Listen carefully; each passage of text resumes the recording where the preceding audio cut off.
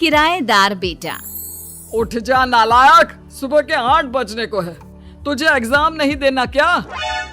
थोड़ी देर और सोने दीजिए ना पापा। तू उठता या फिर मैं तेरे ऊपर पानी फेंकूं?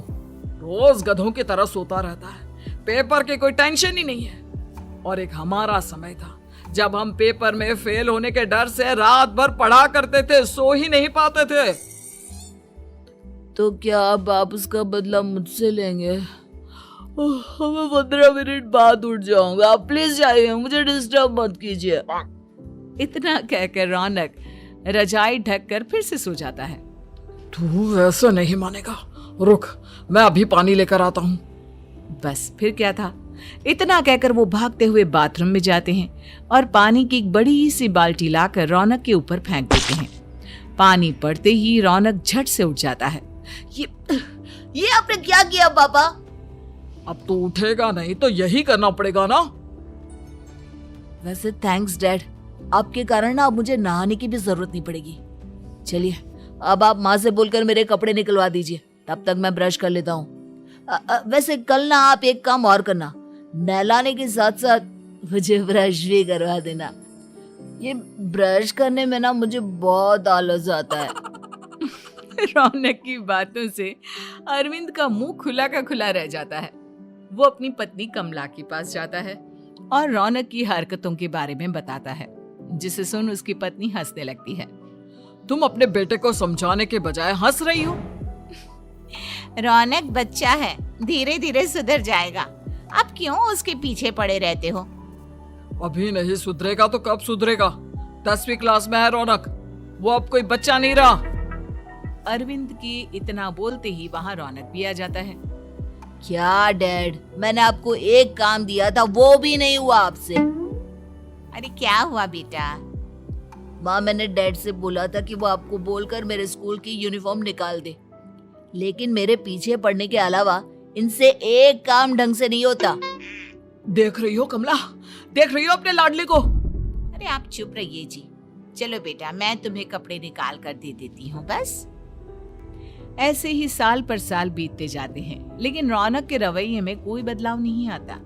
वो पहले से भी ज्यादा आलसी और पूरी तरह अपने माता पिता पर निर्भर हो जाता है। 2 साल बाद पता नहीं कहाँ गायब रहता है पूरे दिन, अब तक तो आ जाना चाहिए था। अरे आप इतनी फिक्र क्यों कर रहे हो उसकी? दोस्तों के साथ खेल रहा होगा, आ जाएगा अभी। ये कोई टाइम है खेलने का? 10 बजने वाले हैं, इतनी रात में कौन खेलता है? कमला कुछ कहती उससे पहले ही रौनक वहां आ जाता है। मम्मी जल्दी से खाना लगा दो, बहुत भूख लग रही है। तुम्हें तब तक खाना नहीं मिलेगा जब तक तुम बता नहीं देते कि इतनी रात गए कहाँ से आ रहे हो। ओ प्लीज डैड, अब आप एसी पे प्रद्युमन बनकर मेरे सर पर बंदूक लेकर मत बैठ जाना। अपनी फालतू की बकवास बंद कर और बता कहाँ से आ रहा है। माँ अब समझाइए ना डैड को। बता देना बेटा, इनको भी तसल्ली हो जाएगी। आप बोल रही हैं तो बता देता हूँ। मैं दोस्तों के साथ मूवी देखने गया था, इसलिए देर हो गई। तो इन सब चीजों में मेरे पैसे उड़ाता है। कभी 1 रुपया कमाने के बारे में सोचा है तूने? जब देखो हवा की तरह पैसे उड़ाता रहता है। माँ अब आप इन्हें चुप करा दीजिए, वरना ना मुझे गुस्सा आ जाएगा। अच्छा क्या कर लेगा? बता ना क्या कर लेगा तू? वैसे बात तो ठीक ही है, मैं कर ही क्या सकता हूँ। पैसे तो फिर भी मैं आपसे ही मांगूंगा ना। चलिए अब ये सब बात छोड़िए और मम्मी मेरे लिए खाना लगा दीजिए। अभी लगा देती हूँ बेटा। मैं बता रहा हूँ कमला, एक दिन ये ऐसे ही बिगड़ जाएगा। उफ़ो, आप क्यों इतना पीछे पड़े रहते हो मेरे बच्चे के? बात की बाद में देखेंगे, अभी आप शांति से उसे खाना खाने देंगे। अगले दिन डैडी मुझे 10,000 रुपए चाहिए। हाँ? अब इतने पैसे क्यों चाहिए तुझे? डैड आप बिना सवाल किए कभी पैसे नहीं दे सकते क्या? जब तक तू बताएगा नहीं तुझे पैसे भी नहीं मिलेंगे। अरे अब आप अपने बेटे को पैसे भी नहीं दे सकते? नालायक, तेरी उम्र के लोग नौकरी करते हैं और एक तू है जो नौकरी करने का नाम ही नहीं लेता कभी। आप लोगों के होते हुए भला मैं नौकरी क्यों करूं? अरे हम कब तक पैसे देंगे तुझे? तुझे भी तो अपने पैरों पर खड़ा होना होगा ना। कौन सा उधार के पैरों पर खड़ा हूं? अपने ही तो पैरों पर खड़ा हूं मैं। इसी तरह रौनक दिन प्रतिदिन लापरवाह होता जाता है। उसकी लापरवाही को देखते हुए अरविंद और कमला अपने बेटे की शादी कराने का फैसला लेते हैं और 1 महीने के अंदर अंदर ही रौनक की शादी मेघा नाम की लड़की से करा देते हैं। शादी के कुछ दिन बाद, रौनक, मुझे एक अच्छी सी साड़ी चाहिए, आप ला दोगे ना? हाँ, क्यों नहीं। कितने तक की आती है साड़ी? यही करीब 5,000 तक की। तुम चिंता मत करो, मैं आज ही डैडी से पैसे मांगकर तुम्हारे लिए साड़ी ले आऊंगा। आप कब तक ऐसे ही अपने पापा से पैसे मांगते रहेंगी? कोई अच्छी सी नौकरी क्यों नहीं कर लेते आप? अरे डैड के होते हुए मुझे नौकरी करने की जरूरत ही क्या है? पर आप ऐसे कब तक उनसे पैसे मांगते रहेंगे? कुछ आपको अपने दम पर भी तो करना होगा ना। अब तुम भी बाकी लोगों की तरह मुझे ज्ञान देना शुरू मत कर देना। साड़ी चाहिए ना तुम्हें, मिल जाएगी बस। इतना कहकर रौनक अपने पिता से पैसे मांगने चला जाता है। डैडी, मुझे 5,000 रुपया चाहिए। अब 5,000 क्यों चाहिए तुझे? वो मेघा को साड़ी चाहिए थी।